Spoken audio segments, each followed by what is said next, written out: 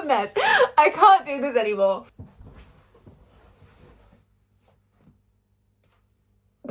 Welcome to part 2 of A Court of Silver Flames. Let's just get into it. So where we last left off, we found out that Nesta's power is death. She was stuck in this, like, dream, basically, after scrying for one of the Dread Trove. And Rhys and Cassian had to get her out of that. So that was traumatic. Anyway, this fucking book. So Nesta takes a bath, right? Cassian walks in. We all know where that's leading. And this whole thing of, oh, it's just sex, does my head in, right? Okay, because, yep, they shag, whatever. But why is it just sex? Because both of them clearly want more. Like, every time Nesta says just sex, Cassian's like, okay, sure. And I feel like Nesta very clearly also doesn't want it to be just sex. But I think she's scared of feeling, do you know what I mean? Like, I think she's scared of letting herself have Cassian, which we later find out why, and it kills me. And one scene where it's very obviously not just sex, and I can tell, like, I knew when reading this book that they were mates anyway. It's very obvious, I think, from, like, the other books. But I feel like it's very clear that they're mates just from, like, the sex they have, because they're both like, oh, this is the best I've ever had. And I'm sorry, but for Cassian, who is 500 years old, you're telling me sex with, like, a 20-something girl who was human turned fae, like, she has a lot of experience, I'll give her that, but you're saying that it's the best sex you've ever had?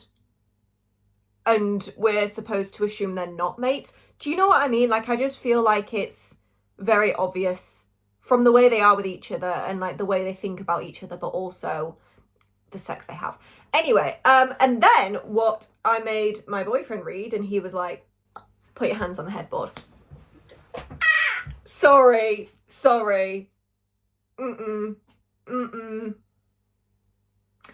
Need I say more? Anyway, back to the storyline. Away from the smut, we had, obviously, Nesta has started, like, training with swords, and Cassian takes her to, like, I can't remember what they're called, the guy who makes swords. And he lets Nesta, like, have a go. We find out the 3 weapons that she made, she somehow injected, I guess, her power into it. So, everyone's like, oh, she's made the new Dread Trove. My girl, she needs a break from everything, and stuff just keeps happening. And then they're all like, oh, we don't want you to tell Nesta. And Cassian's like, I don't want to lie to her. So they decide, okay, well, Feyre will be the final deciding point. Yeah, we all know that's not going to go down well, because we all know Nesta. And obviously later on we find out that when Cassian does tell her that everyone has known about this and kept it from her and voted on it, it does not go down well. So she goes down the stairs in the house. She makes it to the city. I was proud of her, because, girl, I would not have even tried. The amount of stairs, pfft, you would not catch me doing that. So she makes it into the city, and she finds Amren, goes to her apartment and confronts her. And I feel for both of them, because I think for Nesta, Amren was, like, the first friend she had, and she has sort of turned her back on her. But at the same time, I get what Amren says when she's like, yeah, but you just used me to get everyone else to like you. I see both sides, you know? I feel like Nesta, not that, I want to say she means well, but I feel like there are points where she just spits fire for the sake of spitting fire. But I think she doesn't mean to react the way she does sometimes. And an example of that is when she tells Feyre, by the way, your baby's going to kill you.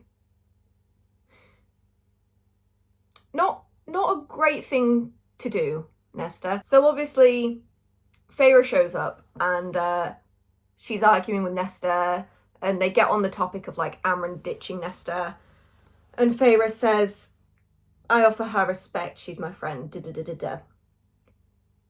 And Nesta says, is it respect that she offers you? Is it respect that your mate offers you?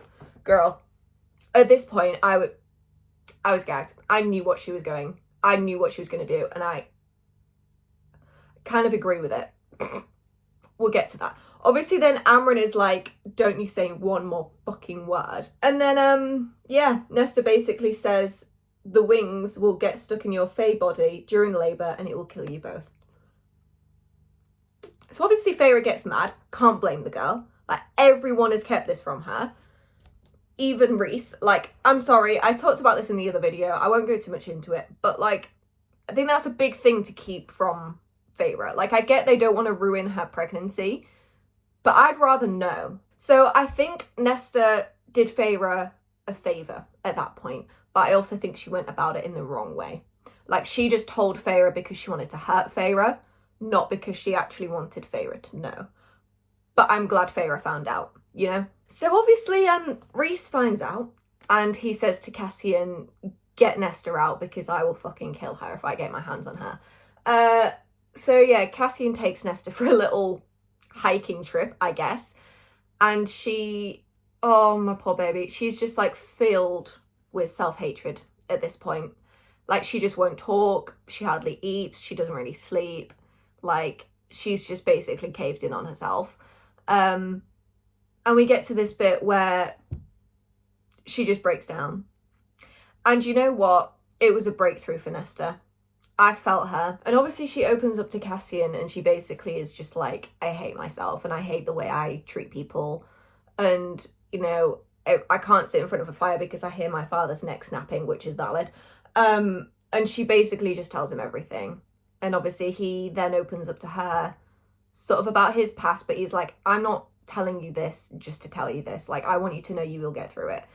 And I love that moment because I think it's a breakthrough for Nesta in like her healing journey. And also it brings her and Cassian a bit closer together as well. Anyway, a little bit later on, she then asks Gwyn if she can join one of those like evening services where they basically sing and play music. Because obviously we find out that Nesta has like this connection to music and dancing that makes her feel free. So she, I think as part of like her healing journey, she's like, I'm going to go and I'm just going to enjoy some music, you know? Anyway, while she's there, the harp starts singing to her. Like, because of the music, she then somehow scries for the harp. My girl can't have one moment of peace. She really, like, girl, honestly, she needs a vacation after this. Seriously. So anyway, she and Cassian go to the prison to get the harp. When they find it, we find out that Brylin, is it Brylin?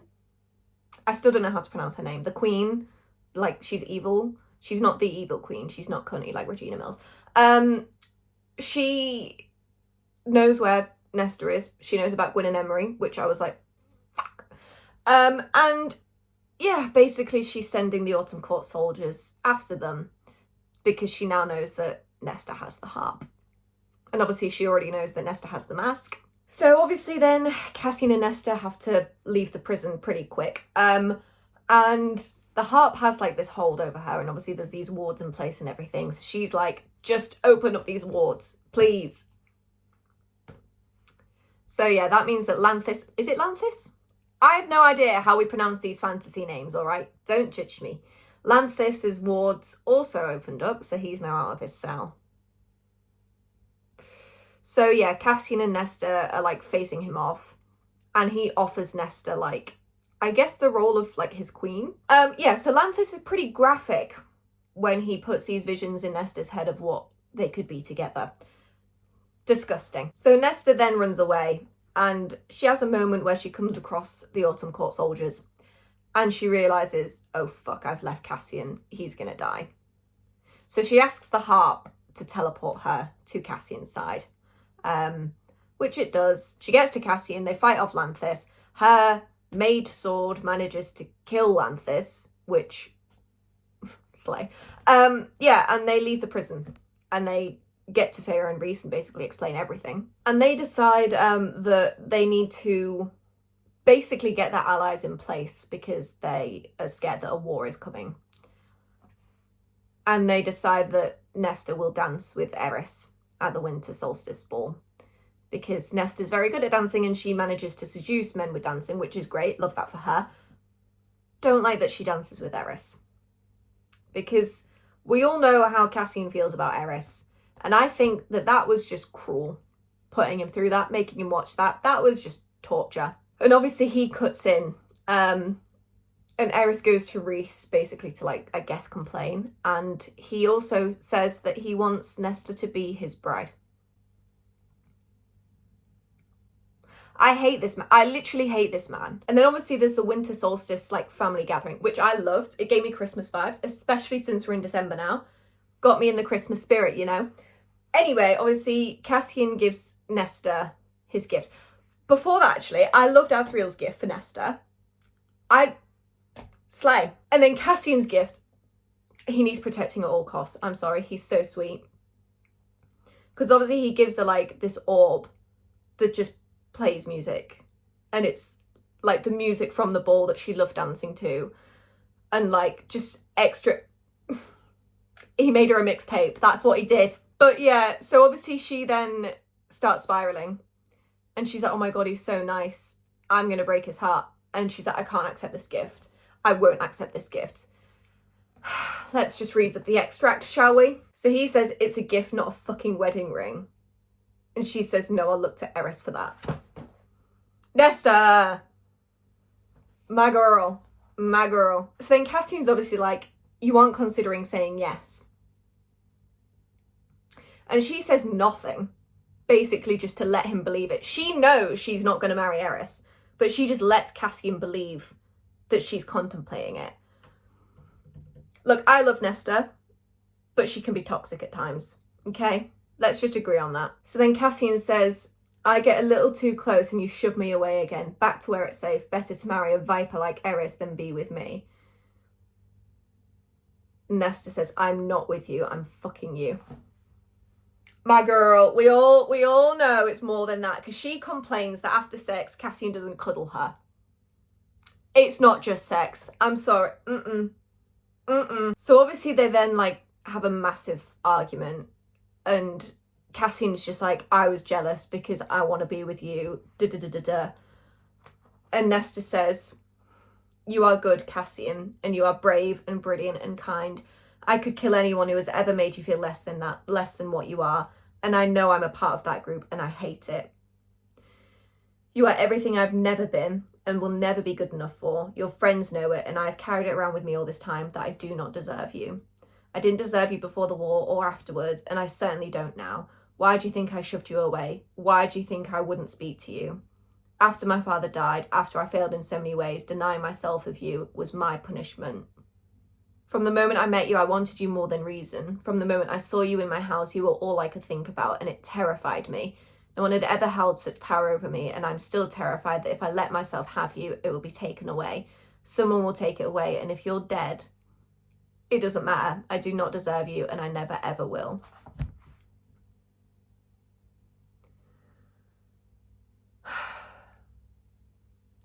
I hate how much Nesta hates herself. Because, and also, can I just say, that makes it very fucking clear that they're mates. Because she's like, oh, from the moment I met you, I wanted you more than reason. Mates! How does she not know yet? I'm sorry, how does she not know yet? I think she does, she just doesn't want to accept it, which we later find out. God's sake. So anyway, they then have like this little moment, and they agree that there is no one else for either of them. And Nesta promises Cassian forever. And they shag. And it's very clear at that moment the mating bond clicks into place, because it talks about like all this golden thread. She was crying, she didn't know why, only that it was so beautiful. Yeah, girl, that's the mating bond. Anyway, later on we then get to the Starfall party where Amren and Nesta run into each other. And they finally make up. Oh yeah, before this, I forgot to mention, Elaine and Nesta have made up. Because Nesta told Elaine to fuck off. And Elaine was like, you've never spoken to anything like that. That's so funny. LOL. So yeah, I'm happy. Nesta's friends with everyone again. Anyway, she gets talking to Amren. And Amren is basically like, you made the house come alive. And Nesta's like, what do you mean? No, I didn't. And And Amren says, when you arrived here, what did you wish for most? And Nesta says, a friend. Deep down, I wanted a friend. And Amren says, so you made one. Your power brought the house to life with a silent wish born from loneliness and desperate need. I love that. I love it. I just love that the house, like, cares for Nesta, you know? It's kind of weird that it's sentient because, like, what does it see? Back to the whole Cassian Nesta mates thing. So they're, like, really happy at the minute. I was like, finally, we're getting somewhere. And then Cassian says the word mate, and it scares Nesta off. Look, I get it. She's like, oh, well, you know, having a mate makes me less human. Like, it takes away the final human part of me. But at the same time, I'm like, girl, you know by now. Like, you already know. And him just saying the word scares you off. And she even says, like, it's just a word. So why does she get so scared of it? So yeah, Cassian is like, I'm your mate for fuck's sake. You are my mate. Why are you still fighting it? You promised me forever on solstice. Why is one word somehow throwing you off that? Cassian, I agree with you, babe. Yeah, she says, with that one word, the last scrap of my humanity goes away. With that one stupid word, I'm no longer human in any way. I'm one of you. And Cassian says, I thought you wanted to be one of us. And she says, I don't know what I want. I didn't have a choice. And he says, I didn't have a choice in being shackled to you. You went too far. Sorry, Cassian, I love you, but that was out of order. Shackled? What a poor choice of words. Are you kidding me? So obviously they made a favour, like, really early on in the book. And Nesta says, I'm calling in my favour. I was... I knew what she was going to do, and I was like, for fuck's sake. She pushes him away, again, as per fucking usual. Although I can't blame her, because his poor choice of words, I'd have been the same. Shackled, are you kidding me? Anyway, so she basically says to him, I want you to leave. And you don't talk to me until I talk to you, or until the week has been up, whichever comes first. So Cassian leaves. Then Nesta goes to Emery's house because she just wants to be with her friends. And Gwyn shows up as well, which I loved. I'm sorry, I love Gwyn and Emery's friendship with Nesta. It's so lovely. And the fact that Gwyn is, like, terrified of leaving the library. But for Nesta, she was like, no, I'm going to venture out and I'm going to be there for my friend. Love that. So they're at Emery's house and they go to bed. And they get taken by males. And they wake up in the blood right. So basically what had happened was, obviously in this training, Nesta, Emery and Gwyn and all the other priestesses were training to become Valkyries, basically. And Azriel and Cassian set up this, like, obstacle course to basically put them through the blood right qualifier. And they invited some of the soldiers, I guess, warriors, to come and watch, to prove to them that women can fight. I love it. You know what? My feminism kings, I love it. But obviously those males were then threatened. And they decided, we're going to prove a point and put them in the blood right. So yeah, so Emery, Gwyn and Nesta end up in the blood right. And Nesta sort of fights her way to go and find Emery or Gwyn. And yeah, they decide that they are going to finish the blood right together. They're going to win it. They're going to climb Ramiel. Ramiel? Look, it's fantasy, okay? No one knows how to pronounce the names in this thing. So they're like, we're gonna climb the mountain. We're gonna win the blood right to prove everyone wrong. So that is where I'm up to at the minute. Don't worry, I'm not ending the video here. We all know how stressful the final 150 pages of a fantasy book are. So I've decided that I'm gonna live react to the ending of A Court of Silver Flames. I don't know why I've decided to do this, I just thought it'd be fun. Okay, 15 pages left, I swear to God. I'm a mess. I can't do this anymore. But yeah, so obviously Nesta, Emery and Gwyn are in the blood right. They've decided they're going to climb Ramiel. And they've all just opened up to each other basically about their trauma. And I love, as I've said so many times, I love their friendship. And I love that they all open up to each other. And they don't judge each other. They just accept what's happened has happened, you know? But yeah, anyway, let's get into reading the final 50 pages. Hang on. So at the minute, Cassian and Azriel have been basically like trying to find Eris, and they found that he was with the Queen, and they thought that Eris had like betrayed them. I believed Eris had betrayed them because fits the character. So basically Eris like comes across them and they're basically saying to him like, oh, you're a lying bastard, da da da da da. And he refers to Moore as the Morrigan. And Cassian's like, hold up. He's never referred to her like that. Eris is being controlled by Brylin. No. So on the climb to the top of Ramiel, Nesta's like carrying Gwyn because obviously she's injured. And she slips like all the way back down. And obviously there's these other males like trying to get to the top and she's like, we're not going to make it in time. She tells Emery and Gwyn to go without her. And Emery says, come with us. And Nesta says, consider it the repayment of a debt. And then Emery's like, for what? And Nesta, for being my friends even when I didn't deserve it. And then Emery says, there is no debt, Nesta. Right, back to it then, I guess. Oh my god. So the sword that Nesta made, she named Ataraxia? Ataraxia. I'm not going to try and say it. And obviously, like, didn't know what it meant. Lanthis laughed at her for it. And it's just revealed. Artaxia, she'd named the magic sword Inner Peace. My girl's healing!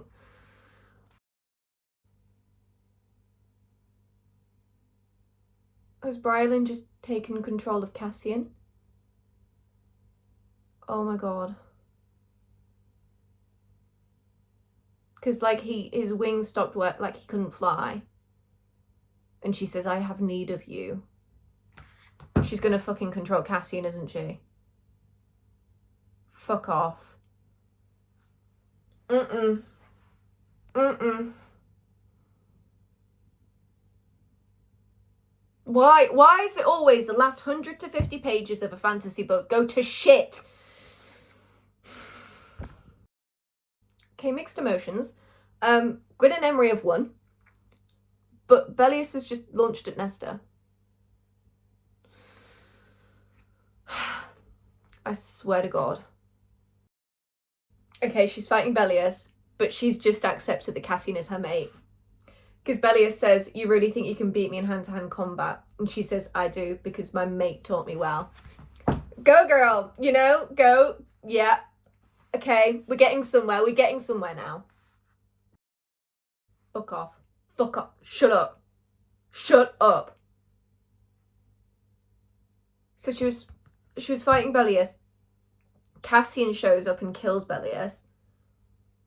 And obviously, like, Nesta's really relieved. And yeah, he pulls her towards her and they like hug and everything. And then he says, and now I'm going to slit your pretty little throat. I know Nesta was like, is he okay? He's not. I fucking knew it. Oh my god. Mm-mm. Oh no. Oh no. So it was Brylin who took Emery, Gwyn and Nesta and put them in the blood right. What? Why? Why? It's getting too much. It's getting too much now. So basically, Brylin's done all of this because she wants the Dread Trove, right? Okay, we knew that, whatever. And she's basically just tried to force Cassian to kill Nesta because she won't hand the Dread Trove over. And let me read the extract. Nesta had loved Cassian since she'd first laid eyes on him, had loved him even when she did not want to, even when she'd been swallowed by despair and fear and hatred, had loved him and destroyed herself because she didn't believe she deserved him, because he was all that was good and brave and kind, and she loved him, she loved him, she loved him. And obviously because Cassian's under Brylin's control, he is about to, like, kill her, but of his own will. He aims the knife at his own chest. I don't want to read anymore. Sorry, what the fuck? So Nesta's just, like, lunged for the queen and basically unleashed her power and turned her to nothing. Until all that was left of the queen was the crown on the ground. Girl! I fucking love Nesta, I really do. Why is that the first line of the next chapter? Cassian lay face down on the earth. I hate this man. I don't. I love him. But he didn't even stab himself. Stab. He didn't even stab himself. I figured I should lie low while you did that. You put me through that for nothing. Okay. I'm no longer angry. Because Nesta's just said you are my mate. And he says, and you're mine. She's finally accepted the bond, thank God. What, page 726? She only just accepts it. I'm not mad. Oh boy. Okay. We're now getting to, okay. Azriel and Maud just showed up. Something's going on with Feyre. The baby's coming, isn't it? I'm not ready for this. Come on. Feyre, don't. Rhys, now is not the time to say Feyre, darling, okay? There's 20 pages left, I swear to God. Okay. I think Nesta's using her powers to save Feyre.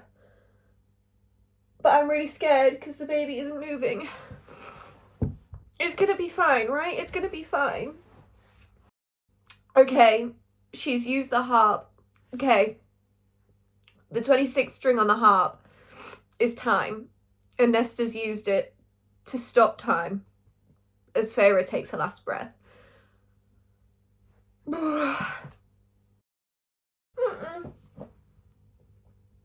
No. Okay. Finally, we have some Nesta Feyre redemption. Because Nesta... I'm a mess. I can't do this anymore. Nesta's basically just like knelt down beside Feyre, obviously like frozen in time. And said, you loved me when no one else would. You never stopped. Even when I didn't deserve it, you loved me and fought for me. And I love you, Feyre. Okay, 15 pages left, I swear to God. Nesta's given her power back to the cauldron to bring Feyre back. Thank the Lord. Okay, Nesta's given her power back to the cauldron to save Feyre, Rhys and the baby. And Feyre's just woken up and she said, I love you too. Okay, I have like 10 pages left, maybe a bit more. I'm just going to discuss this a minute. Nesta, she's really like taken a turn here. Because obviously at the beginning of the book, she was, sorry to say, selfish. She's just given up like her power. I'm sorry, we all, like, no one really knows how powerful her power was. Because I don't think we've actually seen her use it to its full extent, apart from at this moment. She's given that up to save her, well, I know it's her sister and her nephew. And she's just referred to Rhys as like her brother. But she's never gotten along with Feyre, and she's always said Elaine's her favourite. She doesn't like Feyre. This is a turning point for them.